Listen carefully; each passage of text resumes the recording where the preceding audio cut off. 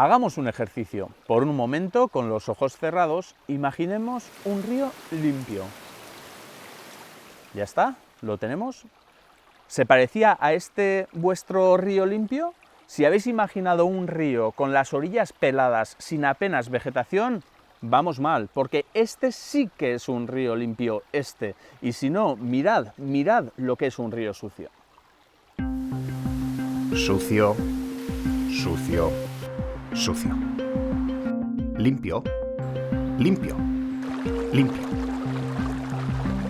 Desde nuestra mirada humana hemos tendido a pensar que un río limpio es, por ejemplo, aquel cuyas aguas vemos correr sin dificultad porque le hemos quitado la fronda de las orillas. Lo que hemos hecho es pelarlo y destaparlo, haciéndolo más vulnerable. La vegetación de las orillas forma parte del cuerpo del río.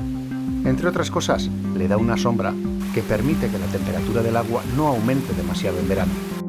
Antes se pensaba que dragando el fondo del cauce del río, haciéndolo más profundo, allí donde se expande durante las crecidas, se evitaban problemas. Ahora sabemos que ese fondo volverá a llenarse de piedras y tierra antes o después, y que lo único que hacemos es trasladar las molestias de la crecida a otro lugar.